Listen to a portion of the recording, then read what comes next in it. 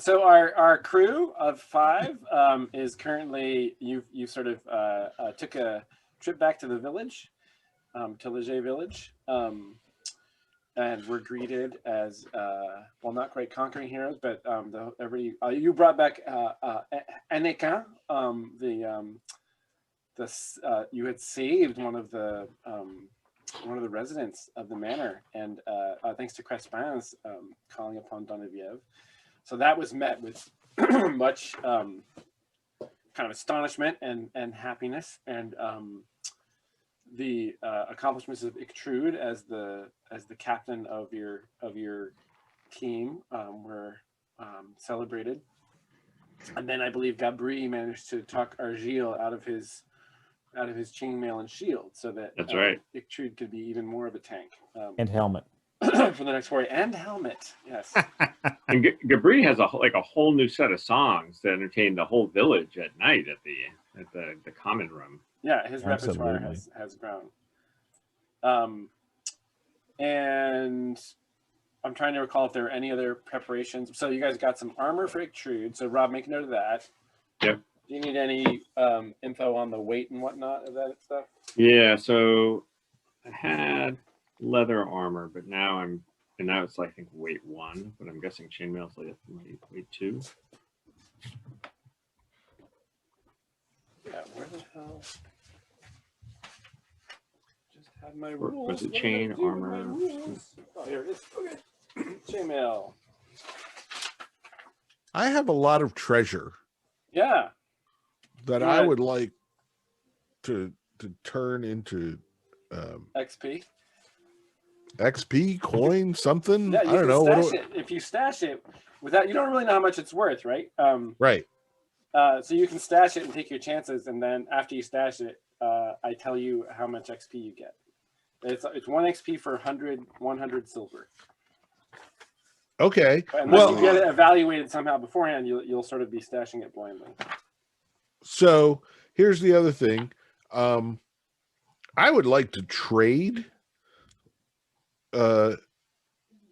something with the armorer, so that he can make and we'll come back for it. I would like him to make barding for Boris. Puppy barding? Yes. Did you just ask for puppy barding? Yes. This is going to be a war dog. Jaspar, I have something that you might want, and this may be a stretch to remember where this came from, but I have a locked strongbox that I've been carrying around for I don't know how many sessions. And I need to get some lock picking tools. So you can practice on this locked strongbox. I hope Jason knows where it came from. You get to tell us where that strongbox came from. Your character started with it, so you get to decide that. Oh wait, this wasn't something I picked up in the. I thought this was something I picked up in the adventure. Oh, well, maybe it was. Sorry. I thought it wasn't something I rolled up. Okay. Then, in fact, I do know what's in that lockbox. Sorry, I thought it was a random item that you rolled at the beginning. No.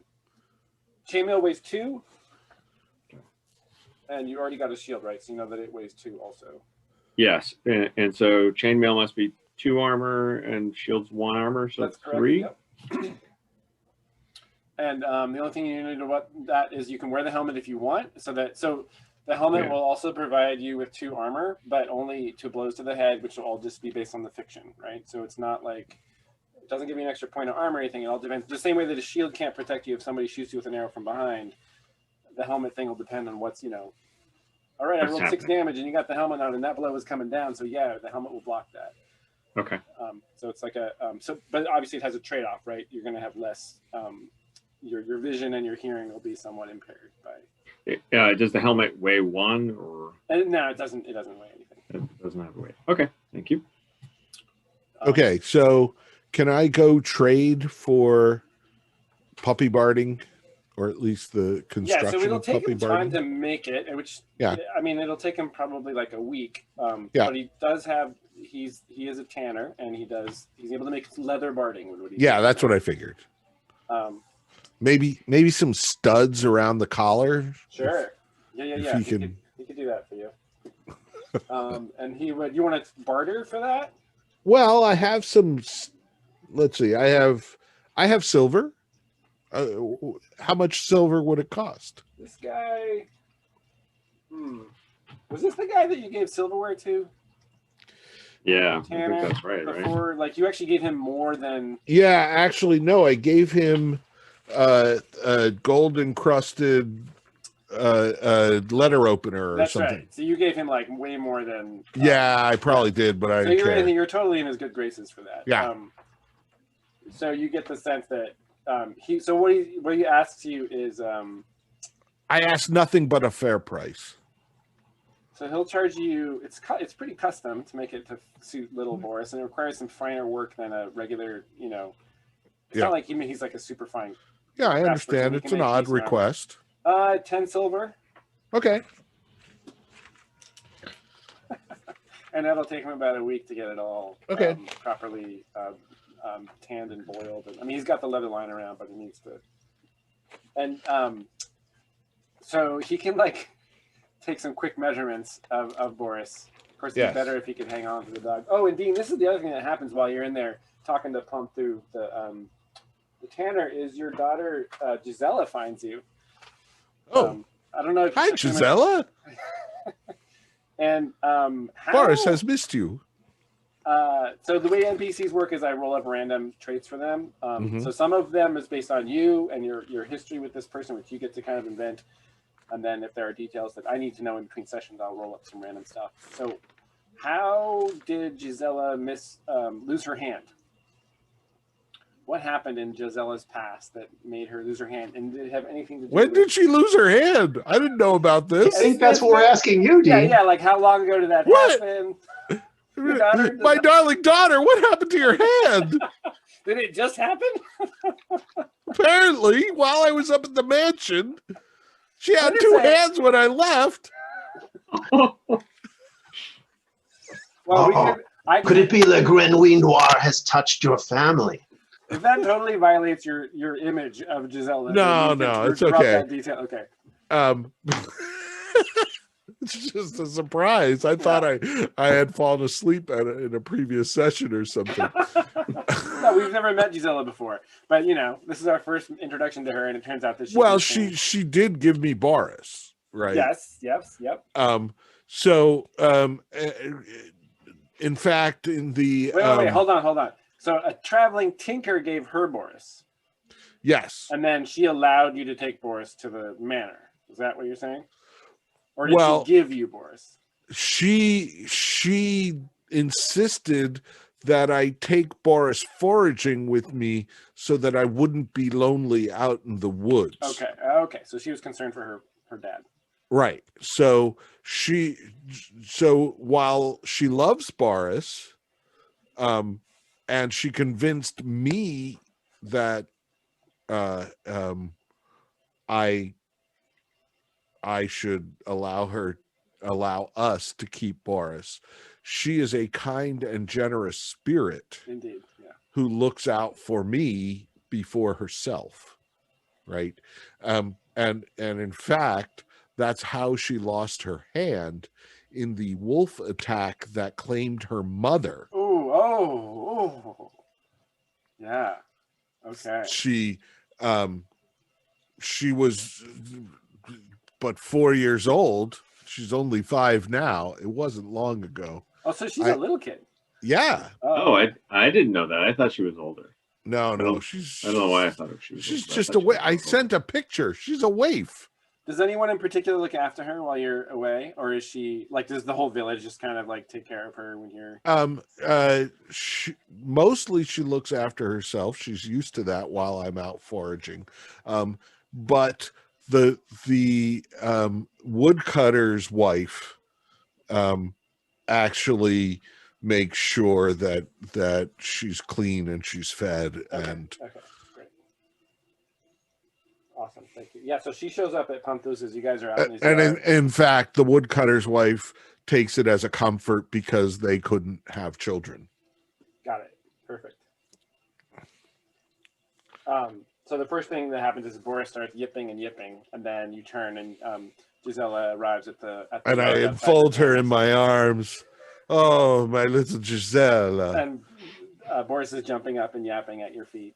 Yes, of course. Well, it's a three-way hug, and I fall over because Boris is so rambunctious, and Gisela giggles, and then Boris starts howling because he's a Malamute and he's very vocal, and he goes and licking and licking.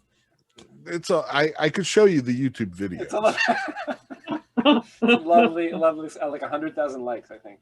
Yes. And it's a side of Jaspar that we are sort of heretofore unfamiliar with. So, well, I would never let the rest of these idiots see this. yeah, right. No, of course not. Right. So Pontu, chuckles and basically Gisela is just happy that she's the people are trying to keep the kind of truth from her about what's really going on, where you guys are going. They don't want her to worry too much about her papa. Boris keeps me safe. Yeah, obviously. Is he taking care of you, Papa? Is Boris Yes. looking after you? Yes. And what they told me you went to the big house. What did you find there? Dust and cobwebs and some spiders, but we squished them. I've heard stories about ghosts, Papa. Are there ghosts? Boris barked at them and they fled. Oh, good, Boris, good. Yes. Yes. And she's brought him some treats, and she's brought you the woodcutter's wife, who's kind of watching from a distance and letting you guys have your moment, has sent a basket of provisions. There's some like dried goat sausage in there and some bread that she's made for you to take with you when you head back.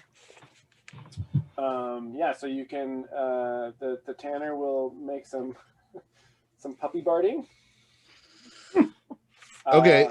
And the other thing I want to get is a set of tools, the lockpicks and such. Yeah, that's I haven't had those. You're gonna have to roll because that's not easy to come by in this kind of backwater. But there is a chance that there might be something like that. And what do I roll? The roll here, that roll is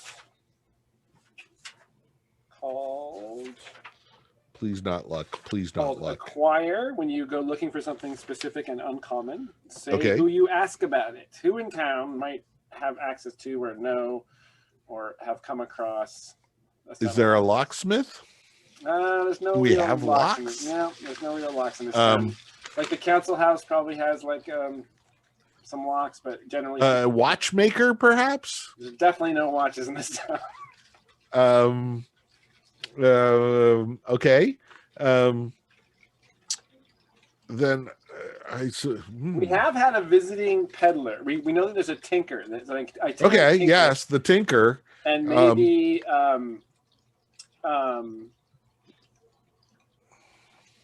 so there's a chance he could have brought something like that with him. I think in my mind, he's not there currently. But maybe we could roll to see whether he had such a thing and whether Gisela could have gotten it for you because you'd asked her to or something like that. Okay. So that would be acquire, and it is a roll plus the size of the village, which is -2. So it's 2d6 -2. And as usual, 10 or higher is hooray, 7 to 9 is a mixed result. Right. And I can spend 1 luck. Yep. Of my 5. Yeah, that's a 6. So -2 is a 4. Yeah, there's no way to save that one. Yeah. There's no such animal. Okay. So then I'm gonna bank some stuff blind, I guess. The stash stuff. Yep. What do I have? I have. Let me know what it is, and I'll. A copper circlet. Okay.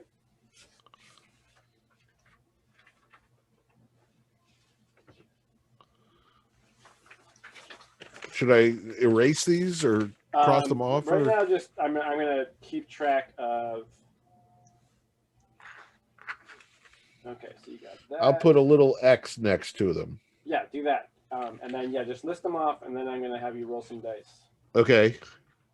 The copper circuit, circlet, the silver tray.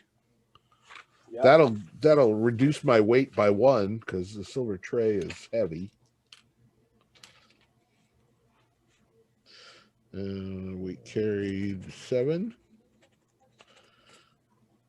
That was my bulletproof vest in a pinch.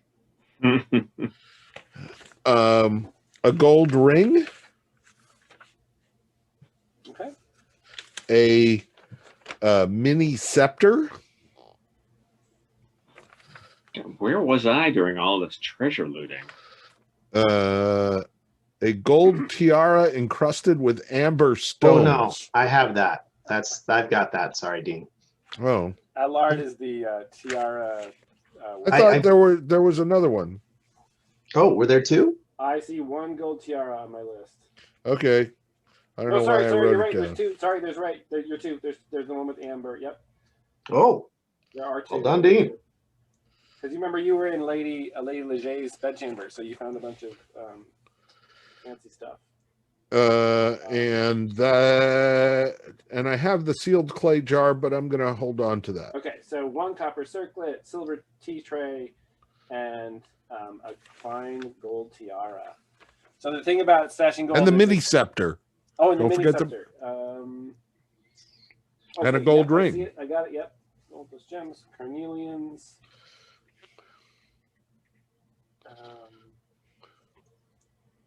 Okay. Wow. Huh. Interesting. Maybe I will hit level 4 tonight. Plus 2. How far away are you? Pretty far. What? 9? Okay. So the way it works is in increments of 100 silver pieces. Each 100 is worth a single XP, and any kind of it's rounded down. So if you stash 195 silver, it's only going to be worth 1 XP. Ah, okay. And you just don't know what you're in for here. And in this case, I do know the set value of the tray, but everything else you're going to roll the value of. So we roll a D8. Oh, okay. Wait. Let me find my D8.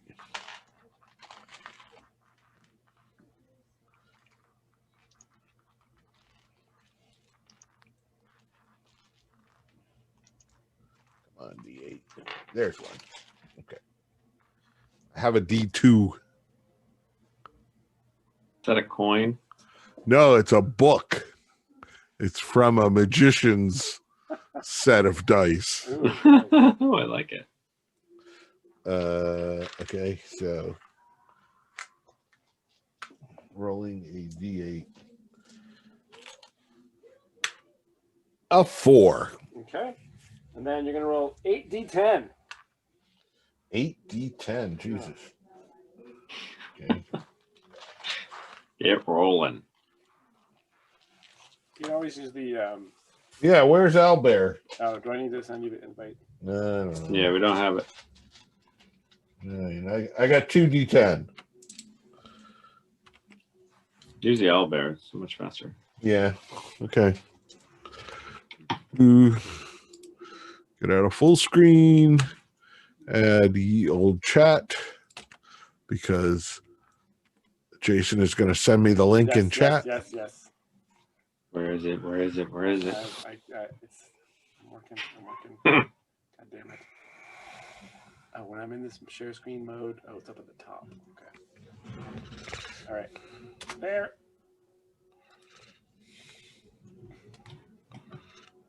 Thank you.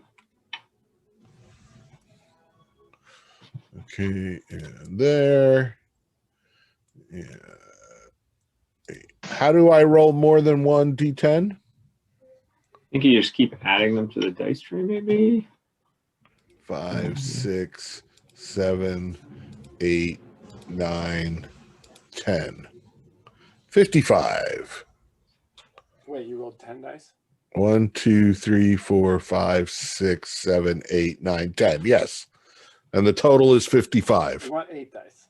not 10. Oh. 8d10. Sorry. I apologize. Okay. Just subtract. Does Wait. it give the numbers individually? I don't know. I'll just roll them again. All right. 1, 2, 3, 4, 5, 6, 7, 8. 41. Okay. Okay. Ooh, and 15. And then the last thing I'll have you roll is 2d10. 2d10. Okay. 1, 2. 7. It was almost a 13. Wow. All right. So we got 14, 17. Wow. Well, that's and then how, what is it? Where how do you so when you stash something, you're basically like putting it away for your future retirement, or you could tithe it to the church or whatever. But basically, you're like unloading loot that you're not going to be able to access again. So for in Jaspar's case, just in terms of the fiction, what's he doing? I am giving it to the safekeeping of the woodcutter's wife to be used for Gisela should I not return. Okay, awesome. Excellent. You have stashed a total of 314 silver pieces. So Woo! 3 XP. Woo! Wow. Lucky. And 314 is a good number, right? Is it? Why is that? Well, it's better than 395, isn't it? Yeah, right. Yeah. 3.14. It's pi, Dean. It's pie. And you can go ahead and cross off that loot. Okay. And I got, so that was the ring, the circlet, the tiara with the amber. That was a fancy one. And the little scepter. All right. Any other in-town business before you guys head back? I have a couple things, but I don't want to. Does Ictrude or our wonderful bard have things they needed to do? Ictrude's happy. Oh, Ictrude's always happy. Ictrude's such a good soul. I don't know if she's happy. Yeah. She's focused, right? So she's she's ready to go back. She doesn't want to waste any more time in the village. So for a Lard, apologies for the interruption. You were saying, Kevin. Quick metagaming question. When we leveling only happens when we're in the village?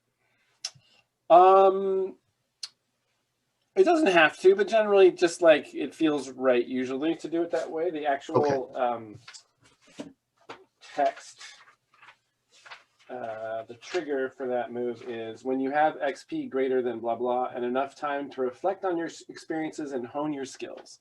So that usually means you're resting somewhere, Gotcha. Okay, and then we were able to do, I think, some of that in the library when we had that quiet, safe, protected. Yeah, like that would be a great example of a place where you would, just within the fiction, it makes sense that you might, Right. This would be after a night of reflection and, processing the day's events. Reading spells out of books. That kind of thing. Gotcha. Okay.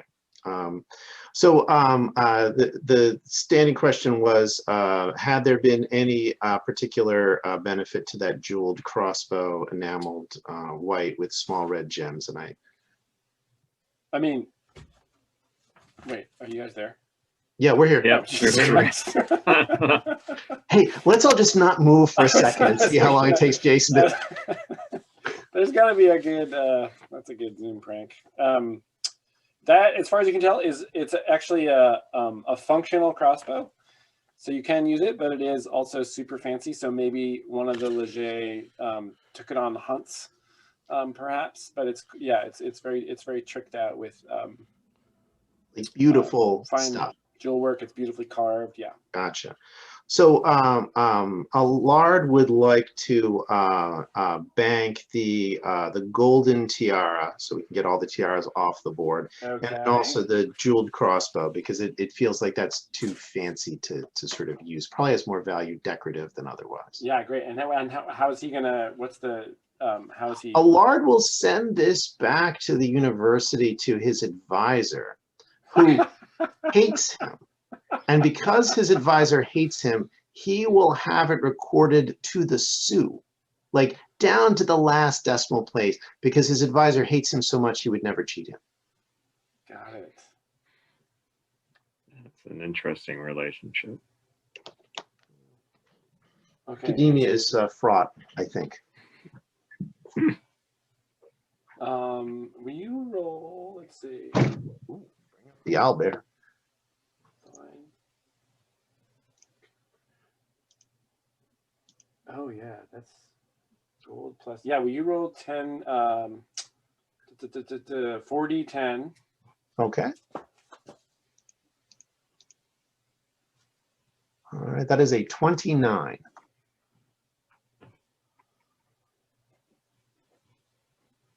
Okay. And then 2d10. That is a 9.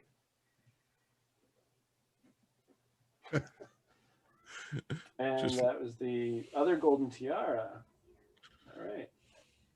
It is kind of nice to be in a situation where there's another golden tiara. Yeah. more Oh, than the other one. Jeez. Okay, so that when you're over at university, when your advisor, you say it was your advisor, Yes. when he has that appraised, or wait, sorry, did you say that the accounting was done on your end, or he was going to do that? Oh, I suspect it would be done on his end. Yeah. Okay. So he is quite shocked by the value of these items in several months when he receives them. They total up to 280 silver pieces. Excellent. So that's 2 XP Wow. for you. So what I will do is circle what I do. I fill in 2 of the little dots. That's right. And you can do it on your stash as well. So what you do is you put 2 dots on your stash and then 2 dots on your XP. Oh, okay. And your stash is kind of like your score. Right. And if you die and your next character actually starts with XP equal to half your stash. Ah, okay. And now, do I does the 80 like go anywhere, or that's just lost to transaction costs? Poof. Poof. Okay, I like that. All right, and then 2 XP on Allard. Great. Would also like to pick up rations in the town. The village is like so on board with what you guys are doing, and the council is completely in support. So you guys can have as much food as you can carry. People are more than happy to provide you with provisions. So every 7 uses of rations weighs 1. Gotcha. A week's worth of rations Is 1, and then crossbow bolts or quarrels for the crossbow. Oh, I've been drinking clearly. Everything's getting fuzzy. That's another thing that might be hard to come by. Crossbows. You could roll to see if any are available. Yeah, let me do that. Is this against luck? Nope, it's against the size of the settlement. So it's a village that's -2. It's -2. Okay, and what am I rolling? 2d6 -2. 2d6 -2. All right. Oh, 7. I rolled a natural 9. Okay, so whenever you can find it, but the judge chooses one list below. Okay, I'm gonna say it's just well, gosh, everybody's like just willing to give you stuff. Okay, so the trade-off here is there are some, but they do not have iron tips, so they're just wood. Crossbows usually have a piercing. They can actually puncture armor. So in this case, the crossbow bolts you acquire don't have that ability.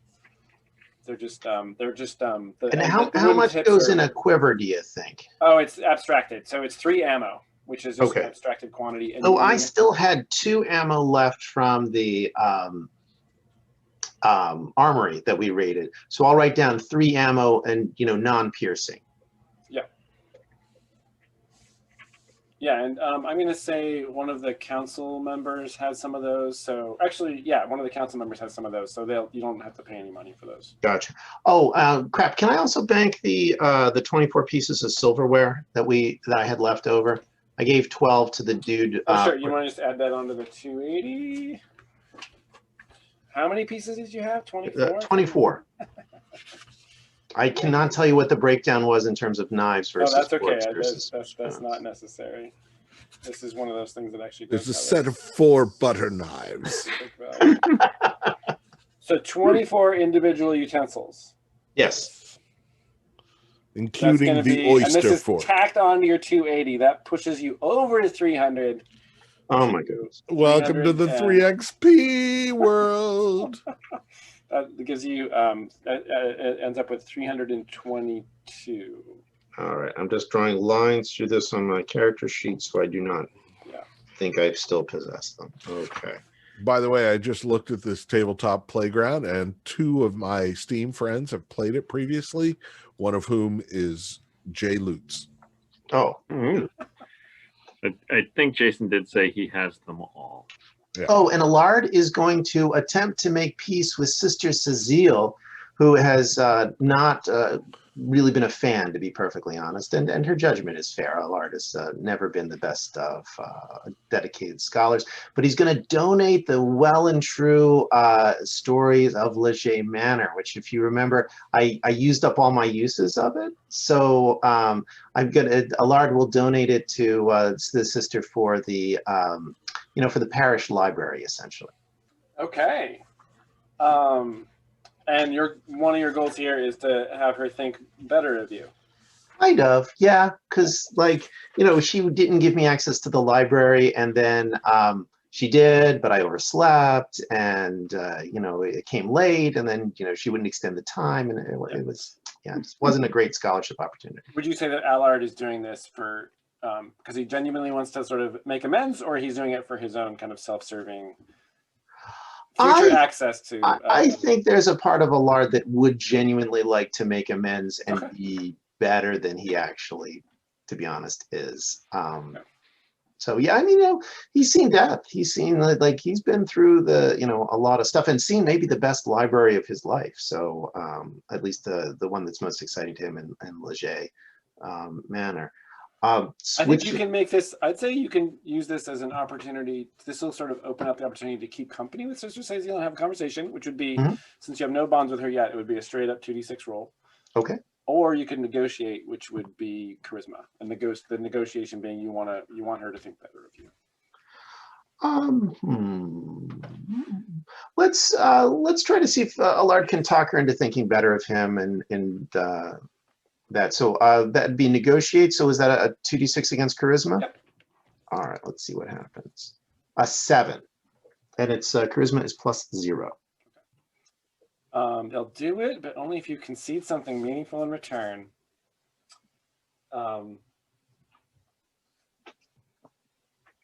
Yes. So she's not like stone faced. She's generally a pretty kindly, warm person, but she definitely has like a kind of she has a hard edge that does kind of make itself known whenever anybody. You can't really pull one over on Sister Cecile. Maybe so why she she thought right. In her most kind of gracious way, at first she sees you approaching and she's just kind of there's no heavy sighs, but she's definitely she's not coming towards you. Yeah. She's like, okay, here comes the guy from the big city. And you proffer the book, and she kind of tilts her head and accepts it and says, this is very kind of you, Master Allard. I'm curious as to, so she sort of asks about where you got this book and why you want to hand it over, and it sort of asks about your experiences at the manor, and the conversation turns to Crespan's salvation of Annika and what a wonderful thing this is. And I think the thing that Cecile is trying to get from you is she wants you to concede that that Donoviev, that the kind of the sort of presence of Donoviev was felt, and that the goddess is paving the way for the manor house to be cleansed. She's trying to get this urban elf to concede that the goddess of these rural folk is a valid and good deity. 2 months ago, 3 months ago, 6 months ago, 6 months ago, when I was at university, sister, I would have said this was mere foolish superstition on the part of peasants, which clearly had another explanation. But I have to pay honor to what I've observed myself, which is that man was ill and afflicted with something awful, and whatever it was upon him has been set free, and he's now himself again. I must grant the good lady Donvieve that maybe through Crespin, maybe through her own grace, that something has happened here that I don't have a better explanation for. And So, Allard, does that not make you want to step into the lady's embrace? Madam, would that my heart would take me there, but I fear that while I now have respect for the lady's path, and indeed am committed to helping her pilgrim cleanse this desecration, I fear my own path may take me in a different road. I see. Even so, it is good that Crespin has you at his back. But madam, I pledge to help him. I will assist him in a way, it was sincerely and with good heart. I take you at your word, Allard. Not lying, actually. Thank you for the, yeah, great. Okay, so that's not lying. Is that wise? Nope. And switching gears to our dear friend Crespin, he would like, if there's any extra holy water in the sensors, to refill that jug, because we've got that holy water sensor that he's got. Yeah. The problem is that the water in the silver book is actually tainted by the curse, and the people are having to bring water from elsewhere, from further away. But you're lucky that there is still some in the actual basin. Like there's like basically the last little bit, and I'm gonna let you roll a d4 to see how many uses of that are left. All right. On the way out, Crespin would love it. 2 extra doses. Crespin would asks Sister Cecile, where's my Crespin here? Sorry, getting my hats all in a row. That it would be a tremendous grace if on the way out we might be able to share a prayer with the faithful, so that their best wishes could carry us as we go forth up the hill to cleanse the manor. Special service of consecration. Great. I'm going to ask Crespin, how does Cecile get the attention of the people in the village when she wants to? Is there like a bell, or is there a song, or is there or Crespin would be the person probably because he's the crier, right? So that's right. You could do it. So he stands on the steps of the sanctuary and yep, with the white robe, with the holy thing, and he belts it out, and in the old style, once more rocking the mic, Crespin will step up and call the faithful to worship with the lady, and in celebration of the return of Brother Onfray, whose salvation shows both the grace of the lady and that Le Grenouille Noir can be fought, that it is not inevitable, that we can triumph, and we ask your prayers. Great. So everybody bows their heads, and Cecile says some words of support and reinforcement of Crespin's call, and the whole, as much of the villagers can show up is there, gathered outside the church, and standing there right at the steps is the group itself. I think the late arrival is Jaspar, with Gisela in tow and Boris in arm, and you guys arrive, and it is. I guess it's the morning of the next day. Is anybody injured? Did anybody have any damage to? Yeah. Yes. I was down 1 hit point, but I erased it because I figured. You totally would heal up for that. Yeah. Lard was down 2. Yeah, that would. And Allard is now level 3. Yes. And what's Allard's Constitution modifier? Constitution modifier is 0. Okay. Yeah, he's back up. Everybody else good? All right, so you're back in top shape. May we have a conversation amongst the characters before we move to the next phase? Absolutely. Do you want to have it on the steps of the church, or after the crowd? You're sort of on your way. Actually, on the steps of the church, as we're all standing next to each other, Allard is going to sort of sotto voce, but in French, of course, to Gabri for sure, and possibly Ictrude and Hoyvan, or Jaspar, sorry, that, you know, my friends, we have a whole bunch of keyed up villagers who are all standing here before us, unified in purpose, ready to strike back. Isn't it traditional in these parts for us to give them some torches and some farm implements and just march on up en masse? Could that not work? It usually ends with the burning of the building. Is that not what we want? Well, Oh my God, the library, no.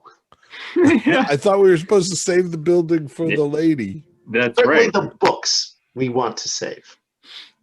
I mean, I'm fine. Let's burn the place. It's the nuclear option. I mean, the Would fire and Jasper brimstone actually, option. having banked so many wondrous items, would Jasper really want to endanger his? Yeah, that's true. There's more to be had up potentially there. Put more grubby fingers. Yes. Of course, Ictrude at the head of this peasant army. There is some, precedent for a young woman touched, anointed by divine grace, leading her peasant army against odds that many would discount. What Sure, if that we bodes well. led them up to the courtyard, had them all sing La Marseillaise just to drive the vampire crazy?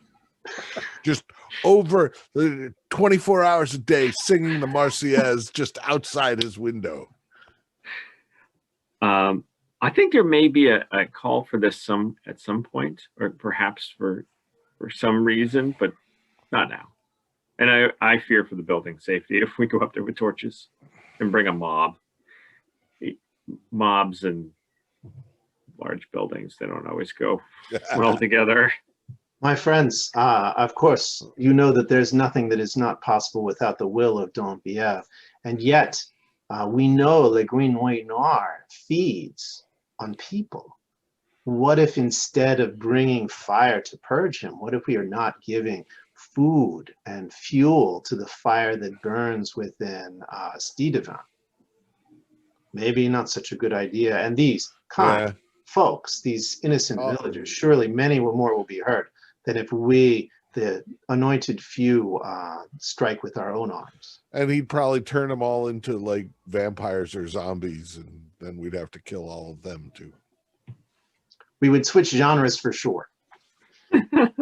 Totally legit option, by the way. There's no limits here. You could absolutely lead a mob to. Well, fair enough, Jason, because I certainly wasn't trying to break the scenario. No, and you're definitely not. I know that Allard would have thought of this. And yeah, no, it's great. I don't think Chris Bond would have wanted any of these people hurt. But I appreciate. But Allard probably wouldn't have cared that much. Personality that you were doing there. But it sounds like, my friends, we have a consensus to take the blessings of the group and go in on our own. Okay. Agreed. All right, and off you go. Ictrude's clanking now. She clanks a bit. Oh, is she armored up? And with a noble helm. Does she have a plume? She should totally have a plume. Is there a plume? I hope so. Yeah. There's a plume. A bunch of raven feathers. Ooh, that's much better. Thank you, Bob. Black plume. Yes, like bluish black. Yeah. That's what it is. It's the raven feathers, and the surcoat is red. Those are the colors, black and red. Fine with me. Make her a target so that they go after her. She's okay with that. Late morning, you have returned to the courtyard. It's actually the morning itself. There were some kind of rays of light coming through the clouds, and things have returned to a overcast state. Jason, I realize we should have asked this before, but surely we have gotten our light sources in order. Oh yeah. Yeah, I got my bullseye lantern fixed.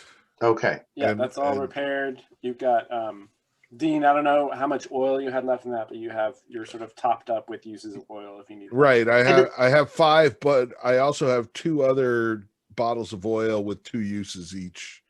Great. Yep. And could we have gotten a couple torches? I'm sorry Sure. for asking Yep. this late, but Yep.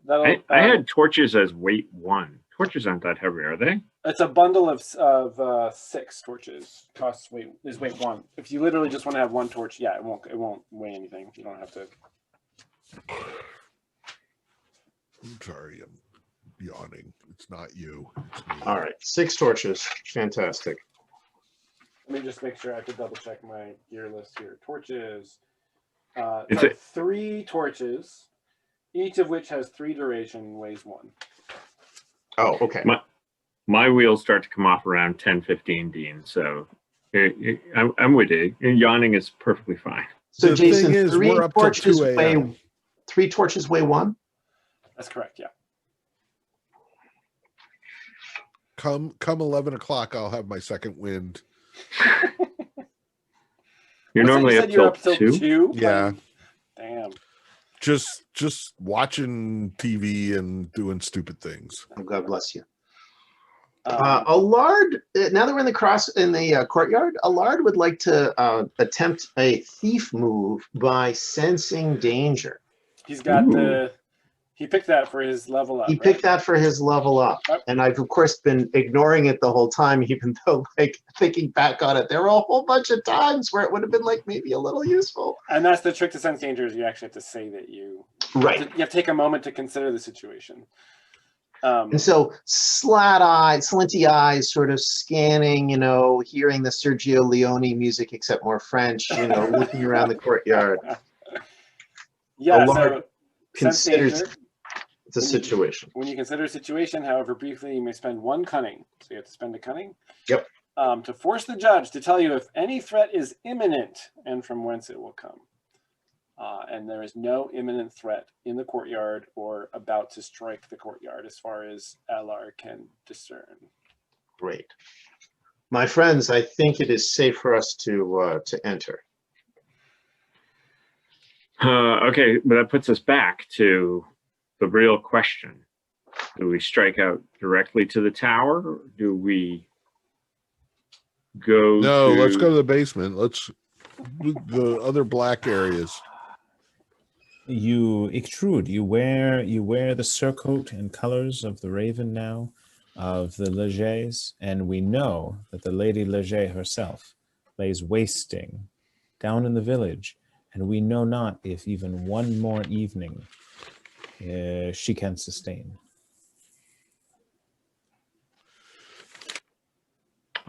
Ictrude turns to the other 3 and, like, what do we do?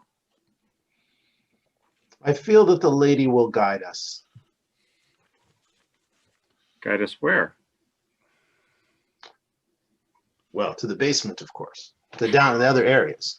Each room we have entered has given us challenges, but also treasures. And these treasures have made you stronger, taps on armor, have made some of us have better weapons, an ability to strike back. Surely there must be more to find out.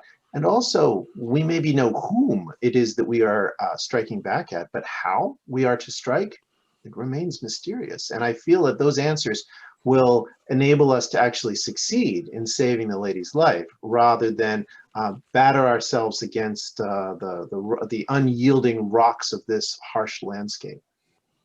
Wow. Is this Chris Van talking? No, it's a lot. Okay, I saw the hat come off, so I assumed it was Yeah, a hat came. It's Great, yeah, great. no No, hat. that's yeah. No, Crispin, I think, is going to be very much, wherever the lady goes, we're going to be fine and it'll work out, no problem. Okay, got it. Allard is, Allard's failed a thesis defense. He knows that it sometimes just doesn't work out. Yeah, okay. So it sounds like Gabri and Ictrude are more concerned about a direct assault. Right. Or So approach, I should say. do we have a vote? How do we decide? Who's in charge Or of just- this little operation, I wonder? It is a question. Ictrude is trying to decide whether she's going to step forward and just say, "Follow me." And I also want to know, I assume Gabri is kind of like looking to Ictrude, right? And also having expressed his opinion. If Ictrude says that Yeah. we're going to the basement, then...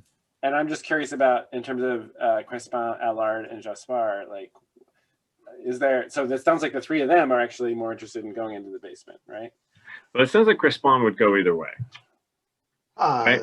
Crespin actually has a strong loyalty to Ictrude, but also feels that the lady would not, given the success we had in freeing Onfrey from this dark place and the powers that were here, surely the lady would not allow Lady Leget to pass without giving her her allies an opportunity to purge the castle. Like Crespin is optimistic. Do you know what I mean? Like he feels like no way is this lady going to expire by lunchtime. He's got Donoviev at his back. So yeah, he goes but Crespin has tremendous loyalty to Ictrude, and if she, says, "Here's where we go," Crespin will be right behind her. Right. So well, that's a pretty good argument, because for Ictrude, on the one hand, she's actually softened a little bit on Gabri. And he's saying, we have to worry about the lady, that she might die. But then on the other hand, Crespin gives this sort of like hopeful, tilt to this whole thing, where if we do purge the whole castle, then in almost storybook fashion, we'll be able to defeat the vampire or whatever it is, and the lady will survive. And Ictrude is hopeful. That's one of her traits. Mm. I have a question Yeah. that may have a bearing on this. We left and we spent the night in town. Yeah. We're considering the places that we've been as somehow cleansed or cleared. But we have no evidence of that. Perhaps we should go to the chapel and see if it's still dedicated to the lady, or if the darkness has come back. And then that kind of makes our decision, doesn't it?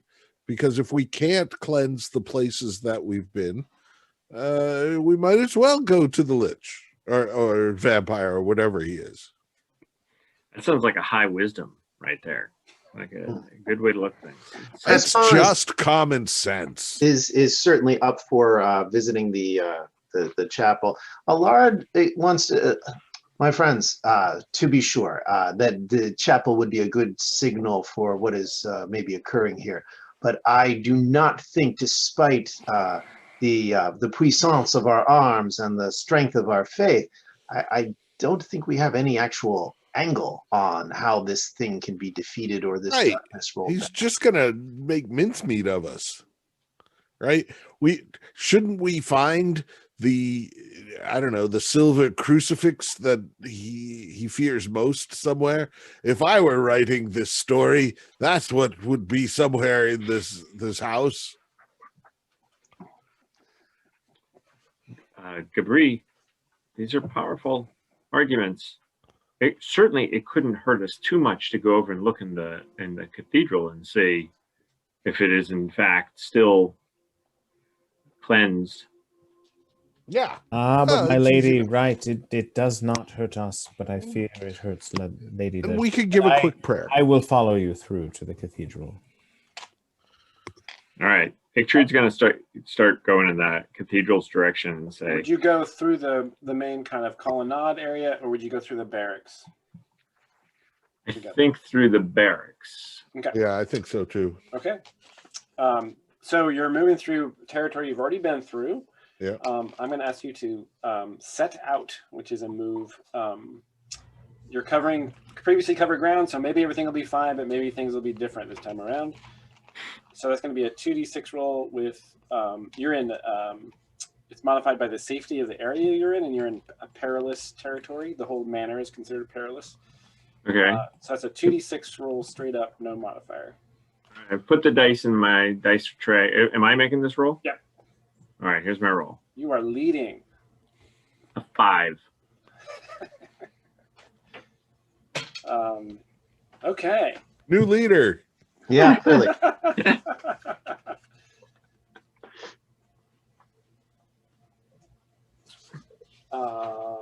Rob, will you roll? Where's my book? You certainly aren't stealthy in a way that you might have been before. That's true. You arrive in the middle of the courtyard, ringed with windows, and then discuss where you're going to go. Argue almost. Argue loudly. Maybe not loudly. Okay, Rob, will you roll a d12? A d12. All right, I'm going to just click it so that it rolls. There it is. A 10. 10. All right, and then a d8. That's how many skeletons 5. there are. Okay, 5. In their 5th level. That's old school D&D right there. Okay. So we got. All right. So you guys cautiously, open the door to the barracks. It looks pretty much the way you left it. Doesn't appear to have been disturbed at all. And then you move to the. You can go ahead and move your figures there if you have access to them. If you don't, let me know and I'll move them. And then you go to, and Extrude's in the lead, right? Yeah. She's going to go out into the hallway. Yeah. So I'm when you following her with the bullseye. The hallway could be a little scary because scary things have happened in this hallway. So you actually, you kind of open the door cautiously. Jaspar is holding up the lantern, kind of lighting up the whole area. And I think this is where you actually, Extrude struck down those skeletons with a single blow, right? Like that's right. One sweeping blow of the sword. So their bones are kind of scattered across the floor, and the remains of that poor woman are also still there. So it's a pretty, it's a room that's kind of charged with negative energy, I'd say. The crime scene. Yeah. So it was a good moment for Extrude. It was the first time that Extrude showed that she could handle herself in a fight. So oh yeah, that was a sweet moment. That was an important moment for Extrude. So there's a pause there. You survey that. The lantern light plays across that, and you move on. And just as you're kind of moving between the body and the wall to the right there, with this staircase above you, there is a quick flutter and a swarm of those little hummingbirdie birds come flying right at Ictrude. So what do you do? Well, she shouts like as And a we get warning plus to one everybody. because we're well rested, right? Yeah, you get +1 forward to your first roll. Thanks, Dean. That's a. Well, what would she do? So Ictrude would swat at them, and shout at the rest of the party to move quickly to the cathedral. There's these birds, and she's holding up her shield high in the air, and she's not trying to cut them, but trying to swat them away with her. Okay, great. So holding up the shield to protect yourself and kind of like batting them away with the sword and urging everyone to rush past. Awesome. Right, even underneath her, underneath the shield, I should say. Yeah, so you're not attacking them. You are sort of defending your companions. So that's going to be a saving throw with, Actually, that could either be strength or constitution, your call. Oh, it'll be strength then. Okay. Okay, here is my rolls. +2. 8 + 2 is 10. Sweet. Okay, fantastic. So there's like a tum of them hitting the shield, and you're waving your sword around, and there's just like a flurry of activities. Jaspar moves quickly by. I mean, there's it's kind of confusing and dark because of the light. But there's no other. Is the candle out? The candle is out. Okay, so there's enough light to clearly see. Everybody streams past you. And there you are. You've sort of fended them off, and now, so you successfully protected everyone. And what's Ictrude's next move? Because she's still got to deal with these things. Well, yeah, I just realized that there's no door to the temple, is there? there's no door to the temple. Does it feel like the birdies are like chasing after them, or it's really all over me? They're pretty much, you've got their attention, and they're like, pelting. Oh God! All right, so she will lead them away. Oh God, into one of these rooms. Ooh. I think some of the doors on the top might have been broken down, although I could be thinking of the second floor. Are all these doors functional? No. Yeah, I think you might be right. There might be. Let me check real quick. We got 21. I have So a plan on the. hall.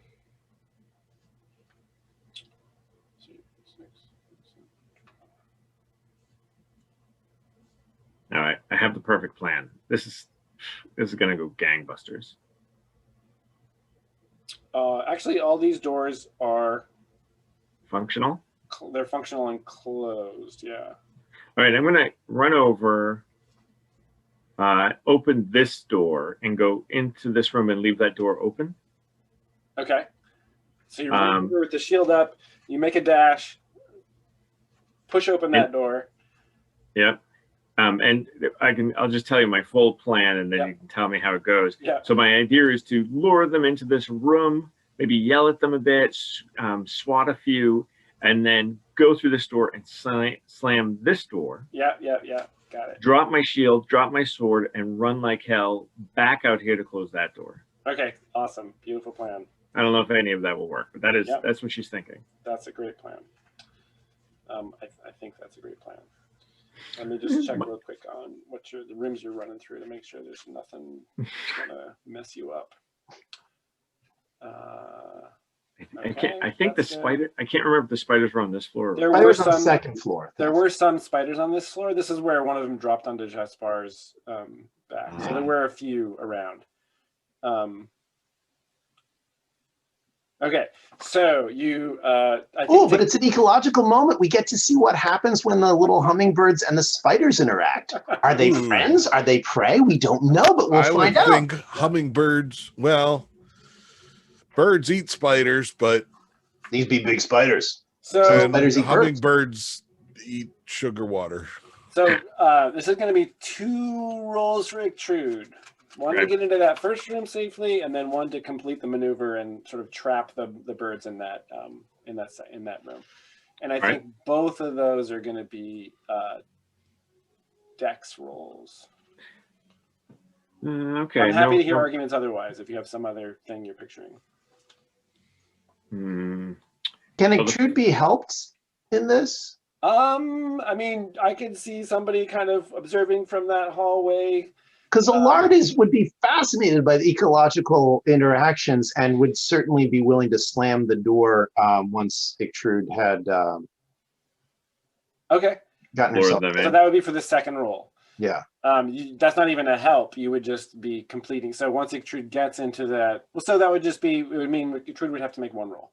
It'd be a little faster, maybe. Yep. So Allard's watching from a distance, and Extrude makes a run for it. And then Allard's going to sort of follow up as soon as the birds disappear and slam that door into the first room. Okay, great. I'm fine with Dex. I think that's probably it, right? So here's my roll. A 9. I could burn a point of luck. I haven't done that in a while. This is an occasion. I will burn a point of luck. Okay. All right. So this is in the green light of the candle. So since it's Allard who's there, and it's quite dark in this interior room, right? There's no light coming from the outside, so it's only in that green light that you sort of dash across the room. Allard just sees this this cloud of flickering blackness pursuing you, and it's like they're dinging off your head. They're like, one like lands on your shoulder and tries to like get its little proboscis through the chainmail, and like you brush that off. You bust through that door into the room, full of broken furniture. A big cloud of dust kicks up. You zip along the wall, throw open that other door, slam it behind you. And at the same time, you're aware of Allard slamming the door into that main hallway. Good work, Allard! So you catch your breath on the inside of that middle room there. Okay, excellent. This is a room where you guys didn't really. I think the spiders might have. You did go into this room. That's right, but you didn't really. Kind of backpedaled fairly quickly. Yep, right. Exactly. That's what it was. Yeah, so it's covered in webs in here. You find yourself in this room. The only light is this dim light coming through that kind of arrow slit sized window on the west wall there. So Extrude surveying. And everything's covered in webs. There is a chaise and 2 chairs with insect-eaten upholstery arranged near a dressing table with an oval mirror on it, also just kind of coated in dust. And there's a moment where you catch your breath and you hear the thump, thump, thump, thump of the birds on the far side of the door. And, you know, the dim light and your eyes are adjusting and you're catching your breath and you're aware of these pale shapes moving through the webs. Clearly God. some more of those little spiders that you encountered before. And there's a number of them. I will swiftly head towards the other door and try and get out and close that door behind me. Are they in between me and the door? They're kind of all, you can't even tell exactly where they all are. You're definitely running the gauntlet to get out there. I'll shield up, sword out, Okay. helmet on. Room sure. Busting out. Have you had the helmet on this whole time?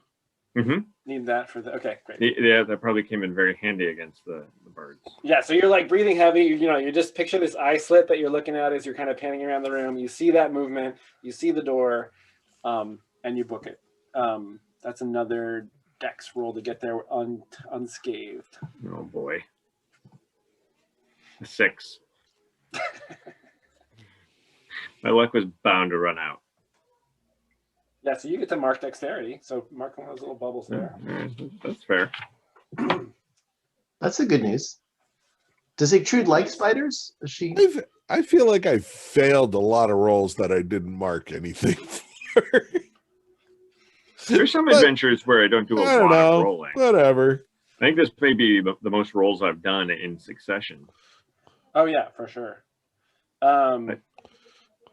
It is interesting because it gives you a history of all your failures. Yeah.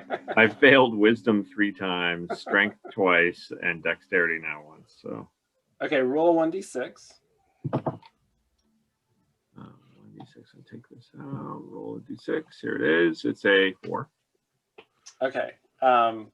So you're running across the room. There's a you stumble on a there's like a broken chair that you kind of stumble on, and in that moment, one of them jumps onto your leg, and then another one drops from the ceiling, and you reach the door, and you got 4 of these things on you, and they're about to do their business on you before you get to decide what you do next.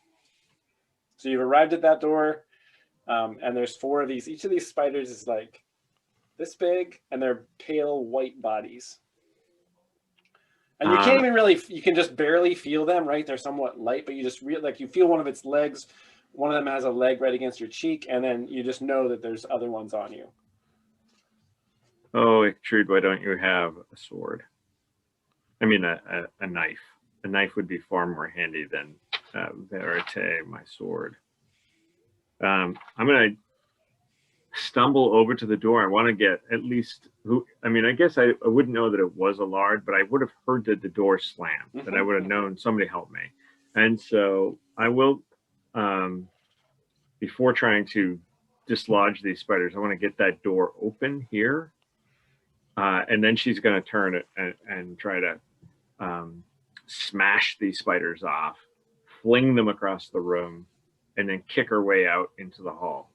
So like hand and pommel of sword, that kind of thing, smash. Yes. And just like, okay, so you're fighting these spiders. Okay. For sure. So that's a fight roll. Fighting I'm good at. So and I could burn a point of metal to get a +1 here. Yep. Okay. Well, I realize it must be METTLE, but I really would love it if it was METAL. Burn a point of metal. Okay, so I'm just gonna click this twice, so that'll be my roll. So here it is. So 1 die, 2 die, an 8, a 10. You got a 10. Yep. All right. So it's an 11 if I burn metal, I guess, because I think I can add a +1.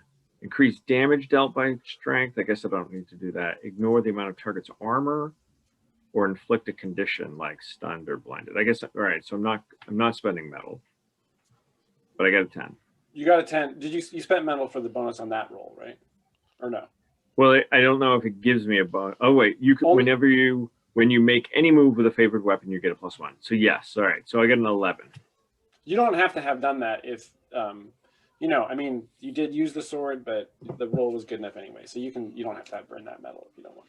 Well, you have to make up your mind first, You right? do. That's right. Yeah. So I would have definitely done it. Okay, great. Because I don't want to fail. Yeah, so there's one. The one right here actually is like getting its mouth in between your neck and the coif of the chainmail. Like it's right there, and you're just like, so you hit that one, and you smash another one up against the door jamb, and then just manage to like brush off the other two and fade out the door. And Okay.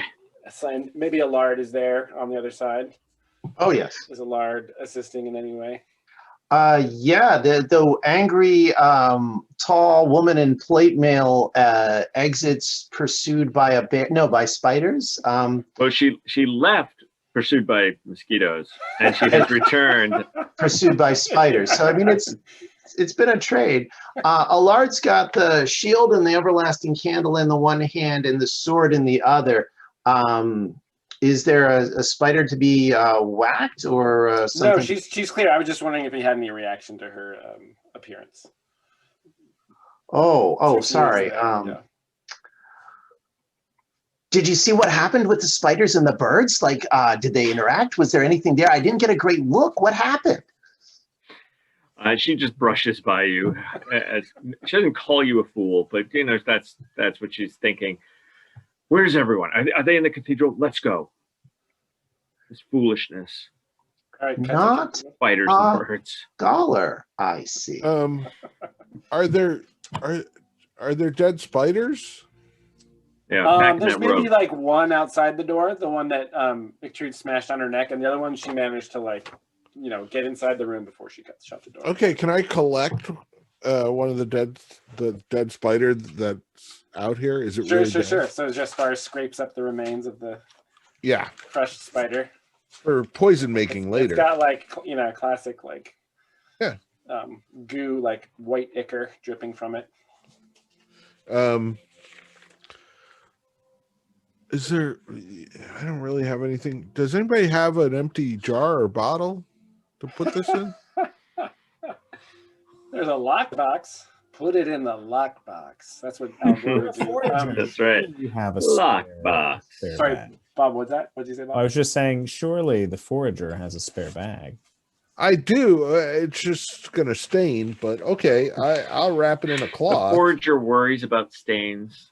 Okay, I was Well- going to say. cut to the chapel. Jaspar is trying to figure out what to do with this glumpy spider remains. And in Crespin's estimation, the chapel remains a holy place. And while the physical comedy has been taking place, Crespin has been praying to the lady for wisdom, guidance, and their success. Oh, that's not. If your favor is not already at maximum, you can. I think it must have been Yeah, when it we must left be, the for village. sure. I don't think I burned any, but you know, this is what Crespin would have done. Yeah, for sure. Is the room the same? Like as the It appears unchanged. Yep, there's not. Doesn't feel. There's no sign of anything else having been there. You see, Trude, we've got the lady's favor has at least a little permanence to it. We must now cleanse more so that this presence is weakened and its hold is tenuous. And we need to pry each one of these fingers off the ledge before we finally push it away from our sacred home. You want to try like this black area? that black area is. That's funny. We didn't really open that door and go in there at all. Right. No, we didn't. That's a great idea. So we could do that, and then we could look at the downstairs, because the downstairs is, you could reach the cellar over there. Yeah, because the only other unexplored areas seem to be closet sized. Right. Gabri, Gabri, I'm sorry, but the lady suggests we go this way. Okay. So be it. So yeah, go ahead and move your pieces over there, and I will reveal all. We might bump into the librarian, although that is second floor. This is the kitchen down here, right?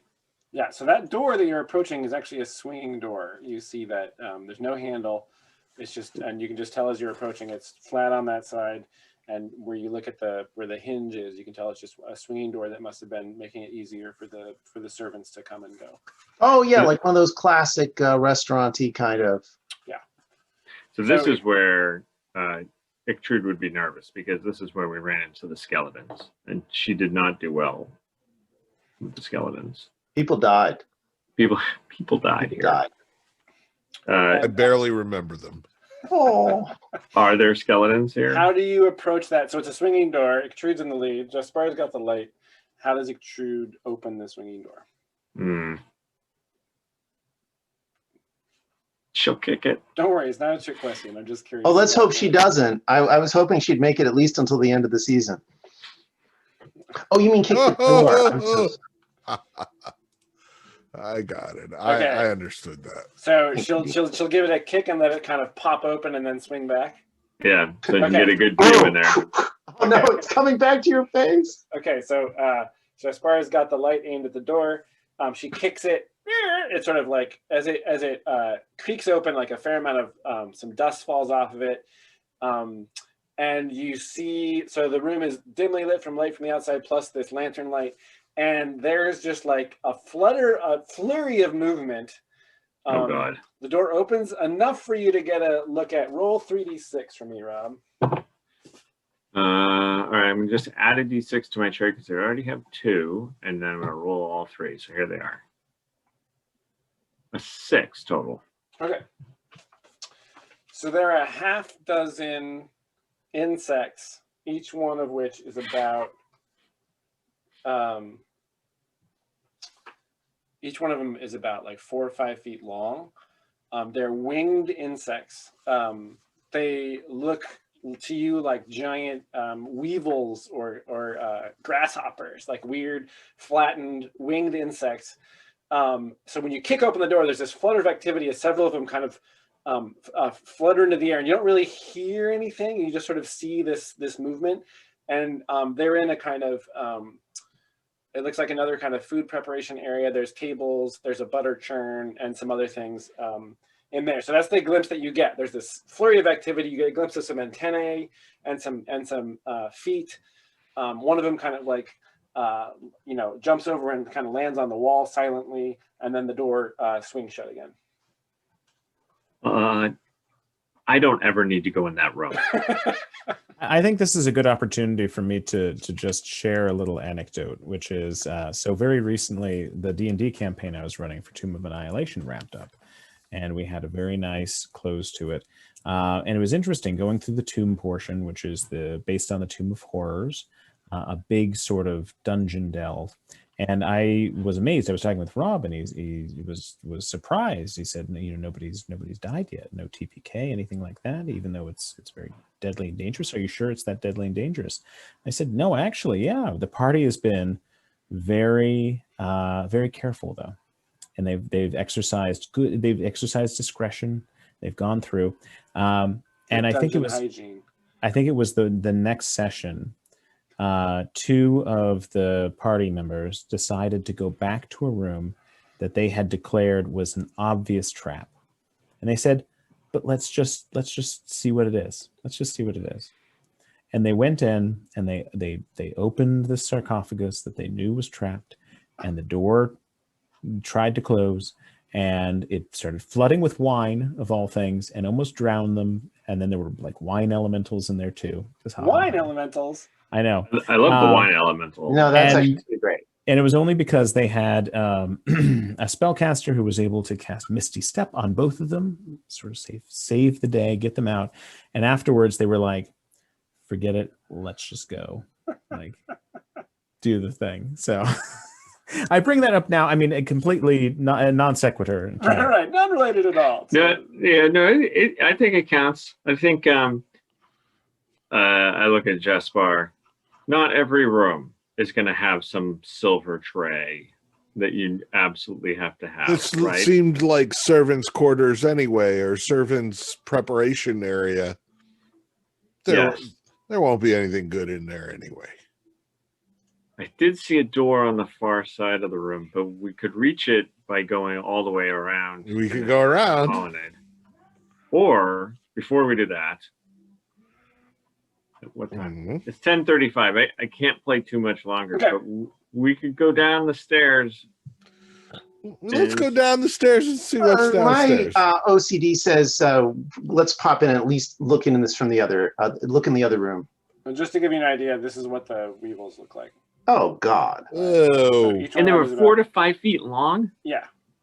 oh, that just wants to shove that proboscis somewhere uncomfortable. Yeah, tonight's got a theme. Can we- Spiders, bugs. No peekies? Because I feel like we could go in the main entrance. We've been there before. We could peek in from the other side, and because that seems to be more likely to be a dining area, an area that might have some stuff in it. I agree. The kitchen seems low yield. Yeah. Low yield. Okay. It's easy to clear a box. Yeah, you're gonna feel good if that box gets cleared. I'm gonna feel really good if that box gets. So go around the other side. All Yeah. right. Ictrude will come out here in the colonnades, carefully, as quiet as she can in her new armor. Yeah, Creep up to this because door. there's skeletons on the right. Right. Maybe she will ask Crespon to stand guard over at the other door, just to keep our backs covered. Would you be open to that, Crespon? Oh, but of course, Ictrude. You have but to ask. Gabri's just not coming. Gabri is lost in thought. He is questioning our choices. Of course, Gabri may be trying to move the stream rather than the owlbears. Yeah, which just that's happened to be a exactly bunch. it. That's exactly what Grabber was doing and wondering why it wasn't responding. Okay. So Is this another swinging door? it is. Oh, dang it. Man, removing the fog of war is not Tricksy. as so it erase. Oh, Oops. forget Oh, that. wow. Yeah, what the heck? It's more than one door. I don't- That's the one thing I didn't expect. Yeah, Jason, I like how it was right before one of the sessions. They posted yeah. an update to the Fog of War settings, Yeah. and it took me a good 10-15 minutes at the start of the session. I had to be like, guys, just give me a sec to experiment with this. And I had it working before. I was Yeah. figuring out how to erase it, but now when I click on it's just giving me. Oh man. I somehow screwed up this week. All right, I'm just gonna. I had a do that. I'm handout. just gonna do that. I put in a picture. They're on a ship called the Abzu's Bounty, Mhm. and I labeled it "Fate of the AB," and it's a picture of the ship exploding, and The it's ship not they're on. Yes, and it's not it's the handout once the ship explodes, and they're like, "Hey, what's this Fate of the AB handout? Oh my God!" And I'm like, "Don't look at that! Don't look at that!" Talk about a giveaway, man. No kidding. Yeah. So this swinging door, I assume there's a similar kind of kick to give you a glimpse. Yes. You get a glimpse of cupboards lining the walls, broken dishware on the floor, and no movement. Nothing besides that. Crawling around. Nothing crawling around that you can see. All right, I'll enter in here. Okay. Yeah, so there's dishes. It's like crunch, crunch underfoot. Dishes Oh everywhere. God. What? A jumble of stuff. There's cupboards on the walls with some of the doors turned off, emptied of their contents. And ahead of you is another swinging door. The dishes, mundane or good china? Oh, are you taking a closer look, Jaspar? Sure. You do notice that there might be, like, oh, there's an intact plate. That looks like a decent plate. You glimpse, you catch the gleam of silver amongst the debris on the floor. Ooh, Are you going to take a moment to shuffle through? sure. Yeah. So, Jaspar, so you're going to pause the whole group since you're the lantern guy? Well, I can point it, straight ahead, Why you look like down? that, and look in the cone while Ictrude does what Ictrude does. Yeah. So you reach down and you pull up a silver fork, just like the stuff on the dinner table, And looking around at all the debris on the floor, there's bound to be more of it, but it's going to take it's going to take some time to kind of sift through. Okay, well, I'll just take one silver fork and pocket it. Okay. Jason, as we move in here, a lard is going to want an intact plate. Okay. Frisbee. Yep. Pick up and you go ahead and write that down. Okay.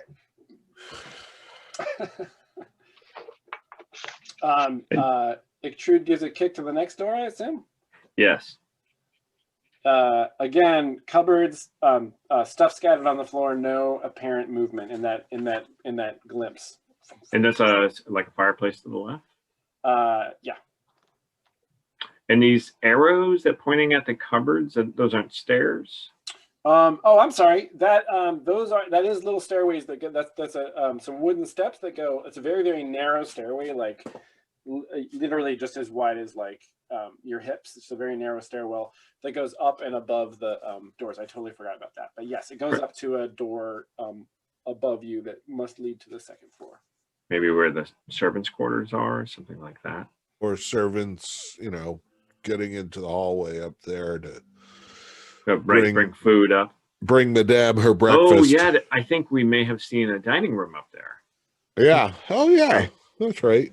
Jason, is it possible for us to just look at the second floor map? Yeah. I mean, Allard remembered because Allard is.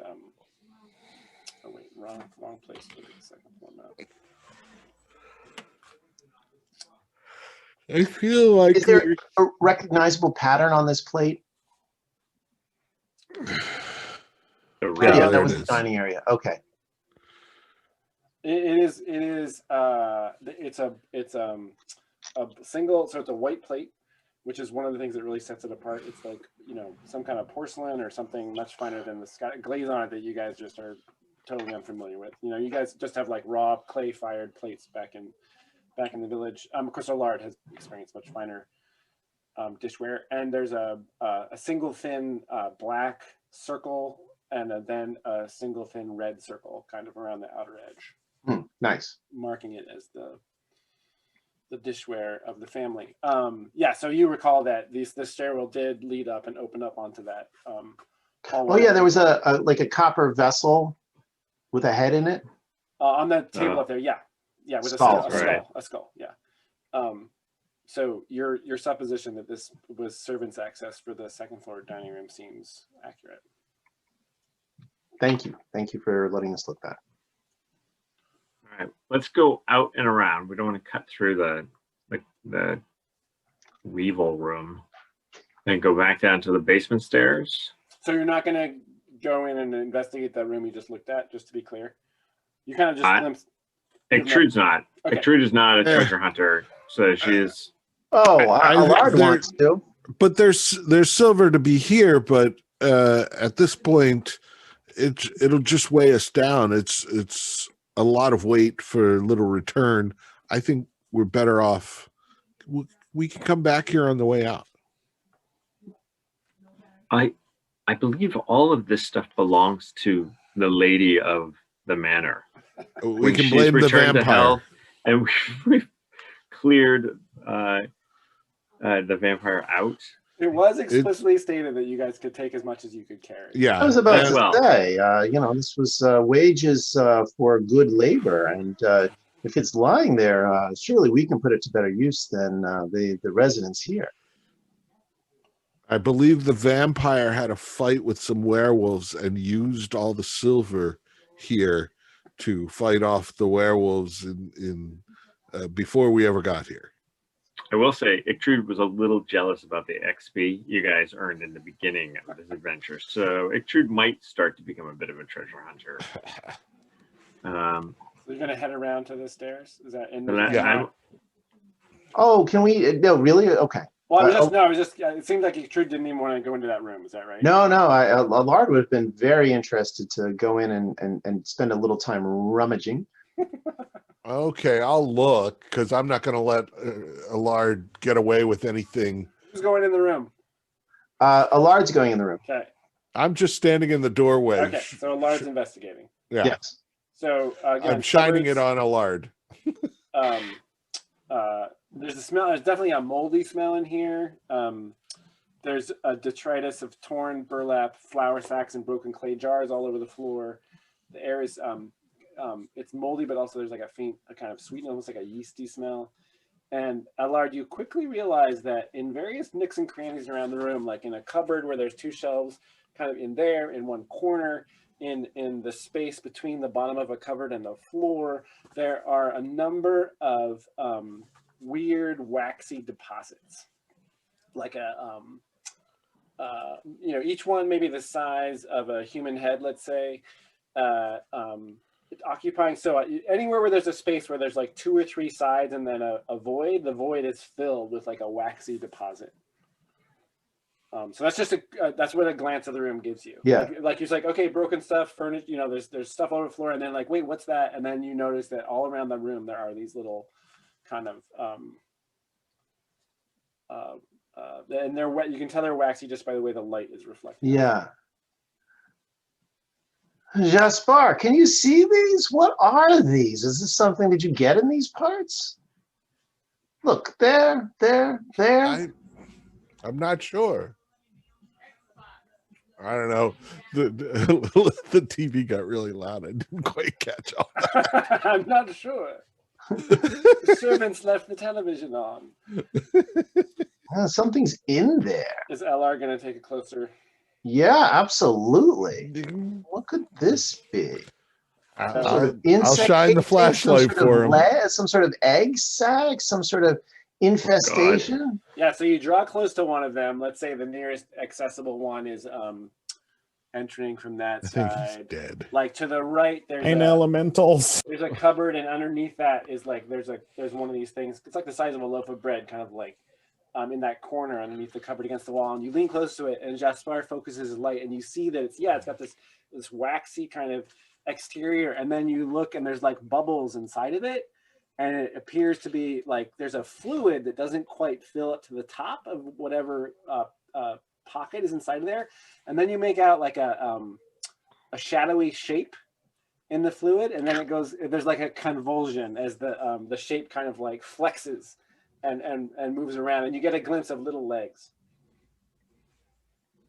Oh, almost like I would say almost like resembles like a dwarf centipede.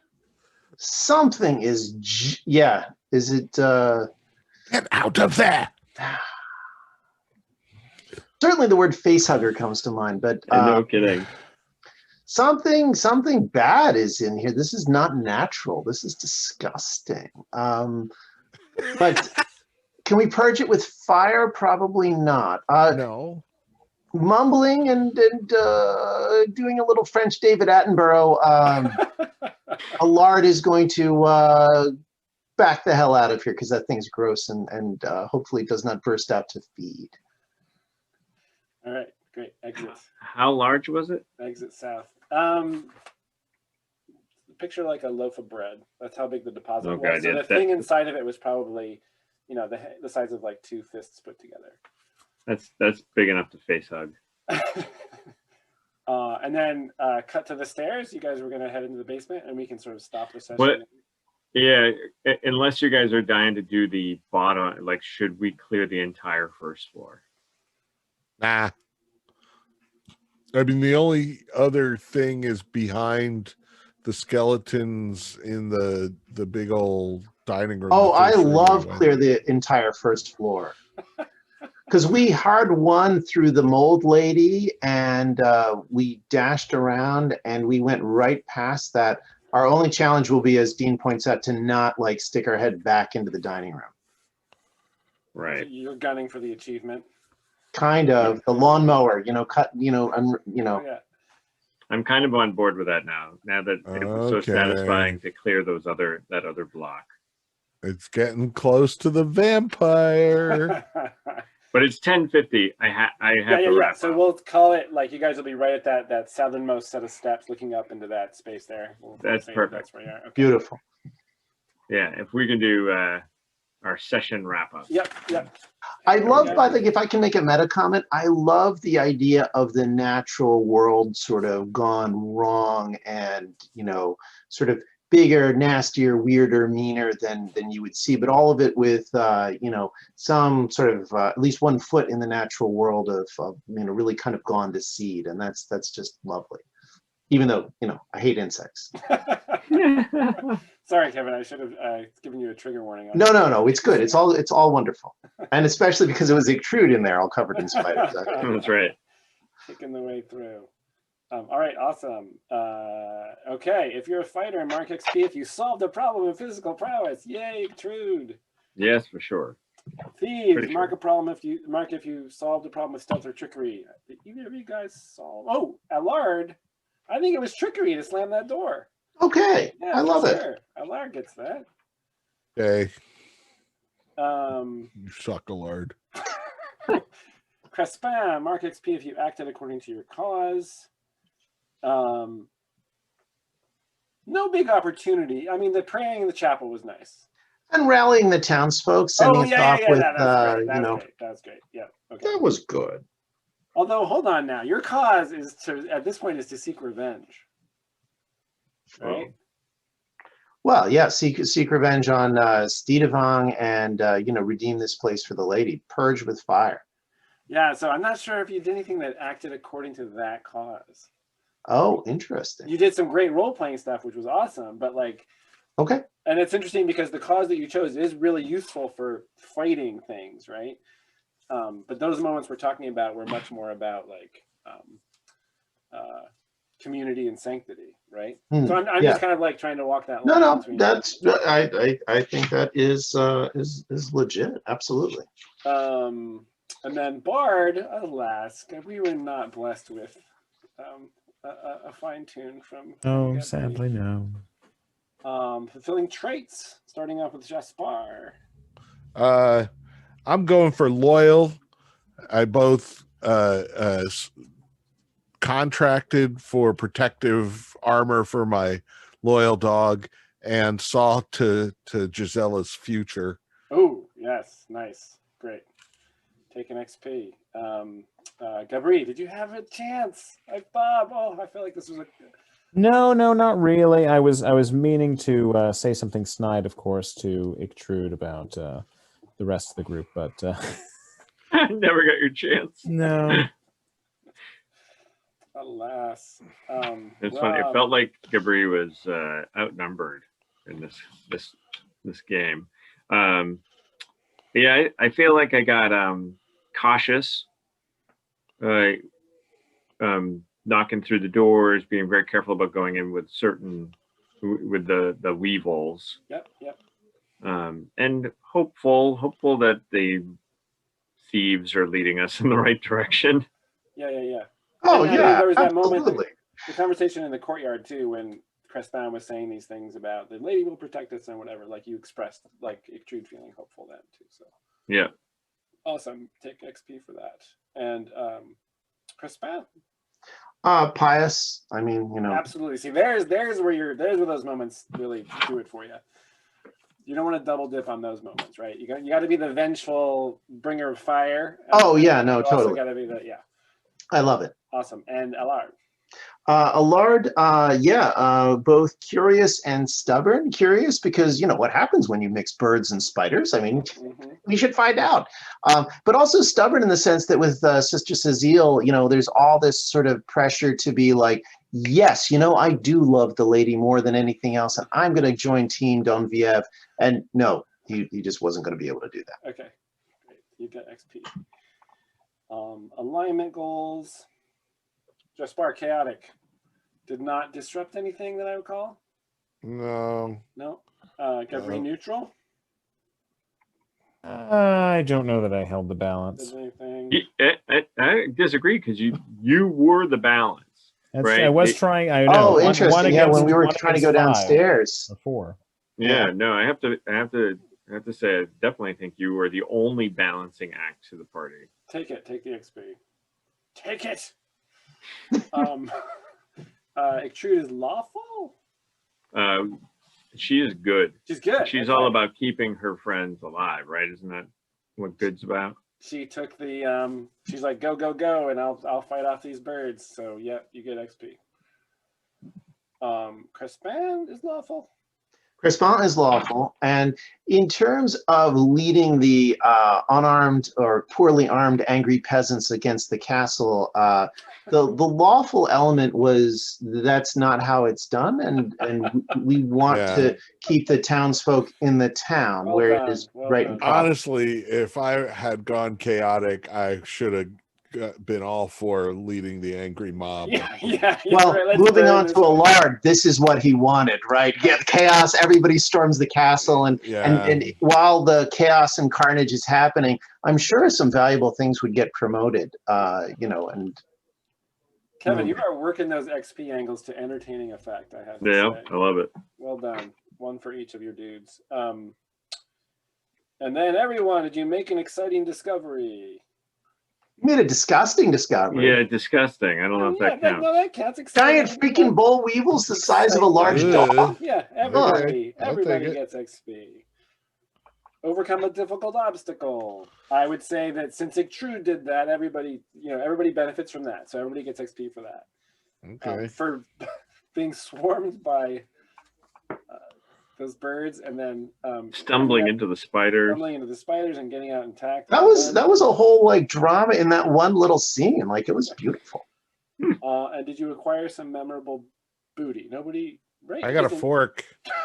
Got a plate. You've seen plenty of those. Yeah, not quite sure that counts. That rises to. Ain't memorable. All right, so it was a good night, but I didn't get that silver boost that you guys did too. Right, I'm 2 away from 4. Where's Allard at? Is Allard close to it? Allard is one painful experience point away. Next time. Get Bruce 2 away. And I hate to say it, but Crespant has actually nudged level 4. You mean he's made it? Yeah. Oh, Well, wow, that's awesome. Let me rephrase that. I have filled up all the little circles to level 4. I have not filled any of them to level 5. As soon as you hit the end of level 4, you are level 5. So you have just. Wait, Graduated. sorry. No, you just went from 3 to 4. Yeah. Yeah. Sorry. But does that happen now, or must happen when we have some downtime? That's exactly right. You have to wait. You can still accumulate XP. You can still accumulate into that next level, but you don't get to do the level up until you have a moment some respite and enough time. Gotcha. We were truly fools to go to town when we went to town. Right? No, we were good though. We saved that guy. Adventures. We saved Henri from the clutches of the Grenouille Noir. We've stocked up. We're ready to punch We through got some XP. things. And then maybe if we're on a, at the point where we're ready to level up and, confront the guy, Stedevang, on the next thing, we can pop into the library, rest up, get our sword arms ready, and go through. Yeah, okay. Sounds like a plan. And if we only have like 1 or 2 people in a leveling position, at the end of next, hopefully we'll all be it would make sense to do it when we're all able to, take that step. Yep, I think it's fair. Here's tonight's anime drawing. Can you name this anime? Who's this guy from? Attack on Titan. Nicely done, Dean. Wow. Let's look at that. Did you just do that while we were playing? Yeah. Oh man, that's great. That's neat. I've been Nice. eyeing Attack on Titan now that I have found all 4 seasons on Hulu. Thank you, Kevin. Yeah. Hey. But Elizabeth isn't. She's like, well, you watch that. It's all scary. It's all heartbreak. It's all freaking heartbreak. I started. Gentlemen, sorry. Good night. We're gonna see, or you guys certainly stay, but I have to. Jason, I'm on fire to hear your Attack on Titan thoughts. No, I don't have any. I haven't seen it. But anyway, Rob, good night. Good night, guys, Rob. and I hope I see everybody this weekend. Yes, Yeah. see you at Non-Con. Oh, Bob was low energy tonight and popped Yeah, out as soon as poor he guy. could. So